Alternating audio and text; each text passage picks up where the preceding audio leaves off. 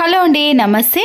ఇలా మందంగా ఉన్న శారీస్కి మనము పిన్నిస్ పెట్టాలంటే ఒక్కొక్కసారి ఇబ్బంది పడుతూ ఉంటాం కదండి. శారీ పిన్నిస్ అనేది షార్ప్గా లేనప్పుడు మనము కుచ్చులు వేసుకున్నప్పుడు కానీ శారీ పిన్నిస్ పెట్టుకున్నప్పుడు ఇలా కుచ్చులు ఎక్కువగా ఉన్నప్పుడు శారీ పిన్నిస్ అస్సలకే పట్టదండి. అంతేకాదు ఇలా సన్నగా ఉన్న శారీస్ కానీ లేదా కాస్ట్లీ శారీస్కి పిన్నిస్ పెట్టినప్పుడు చిన్న చిన్న హోల్స్ అనేవి పడుతూ ఉంటాయి కదా. సబ్బును కానీ లేదా సబ్బు తునుకను తీసుకొని ఇలా పిన్నిస్ని ఒక 2-3 టైమ్స్ పాటు సబ్బుకు గుచ్చేసి తర్వాత మనము శారీ పిన్నిస్ని శారీకి పెట్టేసామనుకోండి, సబ్బు అనేది జారుడుగా ఉంటుంది కాబట్టి షార్ప్నెస్లోకి వచ్చేసి ఎన్ని కుచ్చులు వేసినా సరేనండి, ఎంత మందంగా ఉన్న శారీలోకి అయినా ఈ పిన్నిస్ అనేది ఈజీగా ఎక్కించవచ్చు.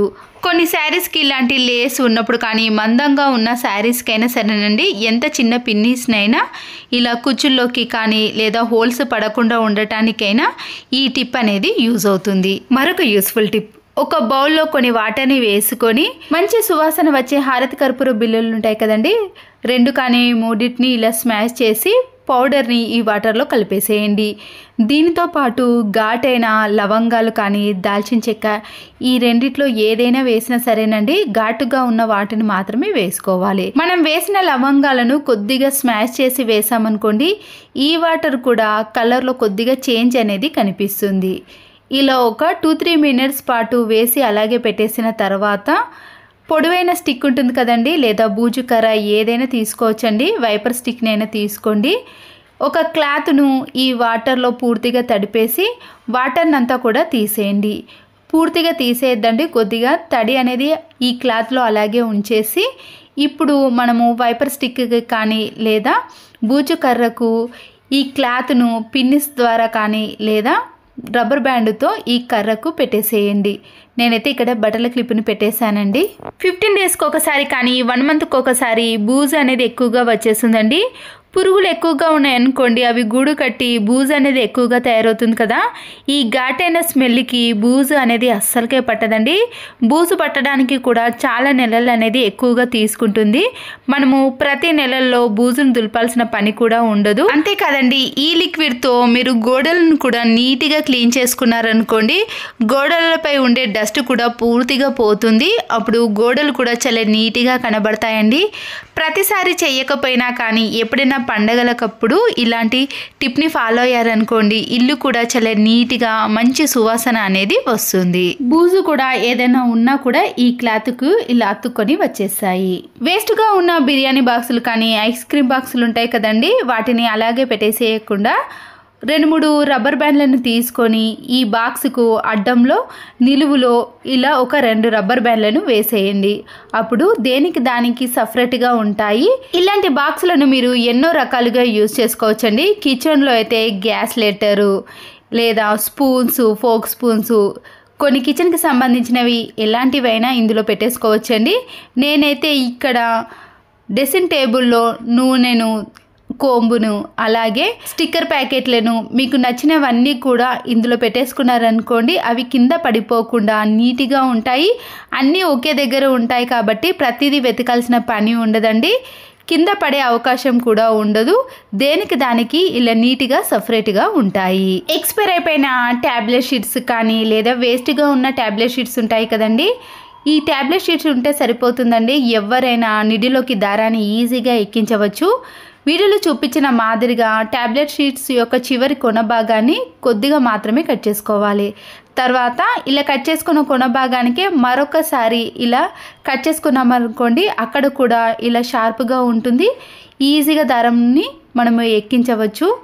ఇప్పుడు ఇలా ముందుగా కట్ చేసిన దానికి కాకుండా రెండోసారి మనము దానికే ఇలా కట్ చేసాం కదండి, దానికి దారాన్ని పెట్టేసి ఇలా షార్ప్గా ఉన్న ట్యాబ్లెట్ షీట్స్ని మనము నిడిల్లోకి ఎక్కించేసేయాలి. ఇలా ఎక్కించడం వలన ఎలాంటి ఇబ్బంది లేకుండా ఎవరైనా సరేనండి తక్కువ టైంలో దారాన్ని నిడిల్లోకి ఎక్కించవచ్చు. చూసారు కదండి, సింపుల్గా మనము ట్యాబ్లెట్ షీట్స్ ఉంటే సరిపోతుంది. మీకు మరొకసారి కూడా ఈజీగా చూపిస్తున్నాను చూడండి. కట్ చేసుకున్న షీట్కే మరొకసారి ఇలా ఘాటు పెట్టుకున్న తర్వాత దాంట్లోకి దారాన్ని ఇలా పెట్టేసి అప్పుడు నిడిల్లోకి పెట్టేసామనుకోండి, సింపుల్గా నిడిల్లోకి ఈ ట్యాబ్లెట్ షీట్స్ అనేది వెళ్ళిపోతుంది. అప్పుడు దారం అనేది చాలా ఈజీగా ఈ నిడిల్లోకి వచ్చేస్తుంది. చూసారు కదండి, నచ్చితే తప్పకుండా లైక్ చేయండి. ప్రతిరోజు దీపారాధన చేసినప్పుడు కానీ లేదా బయట మనము తులసి కోట దగ్గర దీపారాధన చేస్తాం కదండి, గాలికి దీపం అనేది త్వరగా కొండెక్కుతుంది. ఇంట్లో కానీ బయట కానీ ఇలా ఆయిల్ ఉండంగానే దీపం అనేది కొండెక్కకుండా ఉండాలంటే కర్పూర బిళ్ళలను ఇలా కొద్దిగా స్మాష్ చేసి నూనెలో కానీ లేదా వత్తికి కానీ అప్లై చేసామనుకోండి, దీపం అనేది త్వరగా కొండెక్కకుండా ఉంటుంది. ఆయిల్ ఉన్నంతసేపు వెలుగుతూనే ఉంటాయి. మరొక యూస్ఫుల్ టిప్, ఫ్రిడ్జ్లో స్పేస్ అనేది ఎక్కువగా లేనప్పుడు చిన్న చిన్న మసాలా ప్యాకెట్లు కానీ లేదా మ్యాగీ ప్యాకెట్లు ఏవైనా సరేనండి, ఇందులో పెట్టేసేటప్పుడు స్పేస్ అనేది ఎక్కువగా తీసుకుంటుంది. దానికి మనము బట్టల క్లిప్పులను ఇలా ఫ్రిడ్జ్కి పెట్టేసామనుకోండి, స్పేస్ అనేది చాలా తక్కువగా తీసుకుంటుంది. మసాలా దినుసులు కూడా మనకి ఈజీగా కనబడతాయి. ఎప్పుడు కావాలంటే అప్పుడు తీసుకొని వాడుకోవచ్చు. చిన్న బౌల్ని తీసుకొని వెల్లుల్లి రెబ్బలను స్మాష్ చేసి కానీ లేదా ఇలా చిన్న చిన్న పీసెస్గా కట్ చేసి ఈ బౌల్లో వేసుకోండి. దీంతో పాటు వాషింగ్ మిషన్లో వేసే లిక్విడ్ ఉంటుంది కదండి, దాన్ని కూడా కొద్దిగా యాడ్ చేసేయండి. వాటర్ని కూడా కలిపేసి దీని అంతటిని కూడా ఒక స్పూన్తో కానీ ఇలా బాగా కలుపుకున్న తర్వాతనే మనము స్ప్రే బాటిల్లోకి వేసుకోవాలి. ఇప్పుడు కిచెన్లో బొద్దింకలు అనేవి ఎక్కువగా ఎక్కడ తిరుగుతున్నాయో ఆ ప్లేస్లో మనము ఇలా స్ప్రే చేసుకోవాలి. గ్యాస్ స్టవ్ పక్కన అయితే బొద్దింకలు ఎక్కువగా తిరుగుతాయి కదండి, అలాంటి ప్లేస్లో మనము ఇలా రాత్రిపూట కానీ లేదా బొద్దింకలు తిరుగుతున్న టైంలో మనము స్ప్రే చేసామనుకోండి, ఈ స్మెల్కి బొద్దింకలు అనేవి కిచెన్లోకి రాకుండా ఉంటాయి. చీర కుచ్చిళ్ళు రాని వాళ్ళు కానీ లేదా చీర అనేది త్వరగా కట్టుకోవాలి అన్నప్పుడు మన ఇంట్లో రిమోట్ కానీ సెల్ ఫోన్ ఉంటే సరిపోతుందండి. శారీ కొంగు అనేది కొంతమంది చిన్నగా కానీ పెద్ద సైజులో పెట్టుకుంటారు కదండి, ఇలా చిన్న సైజులో కావాలన్నప్పుడు రిమోట్ని పెట్టేసి దాని సైజు మాత్రమే మనము ఇలా కుచ్చుళ్ళను వేసుకోవచ్చు. లేదా కొద్దిగా కొంగు అనేది పెద్దగా కనిపించాలి అనుకున్నవారు సెల్ ఫోన్ను ఇలా పెట్టేసి దాని చుట్టూ ఇలా మడతలు పెట్టేసుకున్నాం అనుకోండి, శారీ కొంగు అనేది ఈజీగా వచ్చేస్తుందండి. ఎవ్వరి సహాయం లేకుండా శారీ కొంగు అనేది ఇలా కరెక్ట్గా సైజులో రావాలి అంటే ఇలా సెల్ ఫోన్ పెట్టేసి దాని మందంగా మాత్రమే మనము ఇలా మడుచుకున్నాం అనుకోండి, శారీ కొంగు అనేది ఈజీగా వచ్చేస్తుందండి. ఏ సైజులో కావాలన్నా కూడా ఆ సైజులో మనము మడుచుకోవచ్చు. చూసారు కదండి, ఈ టిప్ నచ్చితే మాత్రం లైక్ చేయండి. గిన్నెలు తోమేటప్పుడు ప్రతిసారి విమ్ లిక్విడ్ని మనము ఇలా స్క్రబ్బర్ పైన వేసుకుంటాం కదండి, అలాంటి అవసరం లేకుండా ఎన్ని గిన్నెలు ఉన్నా కూడా క్షణాల్లో క్లీన్ చేయాలి అంటే ముందుగా విమ్ లిక్విడ్ అంతా కూడా ఇలా ఐస్ ట్రేలో వేసుకోవాలి. ఇప్పుడు ఈ ఐస్ ట్రేని మనము డీప్ ఫ్రిడ్జ్లో పెట్టేసేయండి.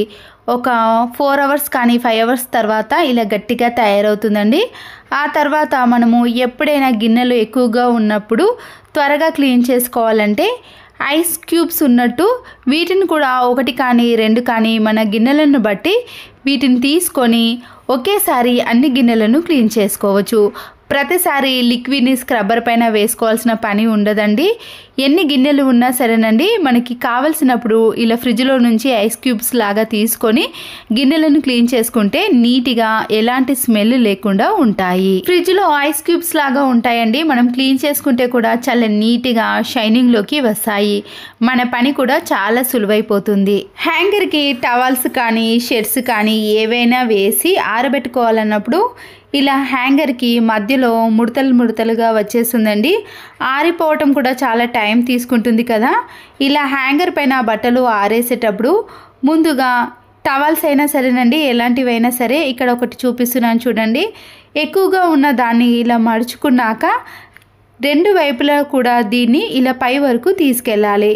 ఇలా తీసుకెళ్ళటం వలన కింద అనేది ఫోల్డ్ కాకుండా పై వరకు కూడా మనము ఫోల్డ్ చేయకుండా ఉన్నాం కాబట్టి త్వరగా బట్టలు అనేవి ఆరిపోతాయి, ఎక్కడ ముడతలు లేకుండా నీట్గా కనిపిస్తాయి. మరొక యూస్ఫుల్ టిప్ అండి, కిచెన్ సింక్ చూసారు కదండి, సోప్తో కానీ సర్ఫ్తో కానీ విమ్ లిక్విడ్తో దేంతో క్లీన్ చేసినా కూడా ఇలా తెల్లగా మరకలుగా ఏర్పడుతుందండి. అంత నీట్గా అస్సలకే ఉండదండి. సోప్తో అయితే క్లీన్ చేశారనుకోండి, ఈ తెల్లటి మరకలు అనేవి ఇంకా ఎక్కువగా ఉంటాయి. ఇలాంటి మరకలు అనేది అస్సలకే కనిపించద్దు అంటే ముందుగా పాడైపోయిన నిమ్మకాయ అయినా సరేనండి, నేనైతే ఇక్కడ పాడైపోయిన ఒక నిమ్మకాయను హాఫ్గా కట్ చేసుకుంటున్నాను. ఈ కట్ చేసుకున్న నిమ్మకాయ పైన మీరు కొద్దిగా షాంపూను వేయండి. ఏ రకం షాంపూ అయినా పర్వాలేదండి. షాంపూ ప్యాకెట్ పూర్తిగా కాకుండా కొద్దిగా మాత్రమే నేను ఇక్కడ సన్సిల్క్ షాంపూను ఈ నిమ్మకాయ పైన వేసేస్తున్నాను. ఇప్పుడు ఈ నిమ్మకాయలో కొద్దిగా నిమ్మరసం అనేది ఉంటుంది కదండి. ఈ నిమ్మరసము షాంపూ అని పూర్తిగా కలిపేసుకున్నాక మనము కిచెన్ సింక్ ఇలా తెల్లగా మరకలుగా ఉన్నప్పుడు కిచెన్ సింక్ మొత్తాన్ని కూడా ఈ షాంపూ తోటే క్లీన్ చేసుకోవాలి. ఇలా క్లీన్ చేసుకోవటం వలన కిచెన్ సింక్ అనేది చాలా నీట్గా మంచి షైనింగ్లోకి వస్తుందండి. ఎక్కడ చూసినా కూడా ఒక్క మరక కూడా అస్సలకే కనిపించదు. ఈ తెల్లటి మరకలు అయితే ఆయనతకే ఉండవండి. మీరు కిచెన్ సింకునే కాదండి, బాత్రూంలో ఉండే ట్యాప్స్ పైన కూడా తెల్లటి మరకలు ఎక్కువగా ఏర్పడతాయి కదండి. వాటిని కూడా ఈ టిప్తో క్లీన్ చేసుకొని చూడండి. అవి కూడా తెల్లని మరకలు అనేవి అస్సలకే కనిపించవు. ట్యాప్స్ కూడా కొత్త దానిలా షైనింగ్లోకి వస్తాయి. ఇలా బాగా రుద్దేసిన తర్వాత మీరు వాటర్తో క్లీన్ చేసుకోవాలి. ఇలాంటి స్టీల్ సింకుని అయితే మీరు ఎప్పుడు కూడా సోప్తో కానీ లిక్విడ్తో క్లీన్ చేసుకోకూడదండి. ఇలా షాంపూతో క్లీన్ చేసుకుంటేనే ఆ మరకలు అనేవి అస్సలకే కనిపించవు. కొన్ని రోజుల పాటు మరకలు లేకుండా సింక్ అనేది చాలా నీట్గా ఇలా షైనింగ్లో కనబడుతుంది. చూసారు కదండి, ఇంతకు ముందు సింకుకి ఇప్పుడు సింకుకి తేడా అయితే. ఈ టిప్స్ నచ్చితే తప్పకుండా ఒక లైక్ చేసి మీ ఫ్రెండ్స్కి రిలేటివ్స్కి షేర్ చేయండి. మరో వీడియోతో మళ్ళీ కలుద్దాం. Thanks for watching.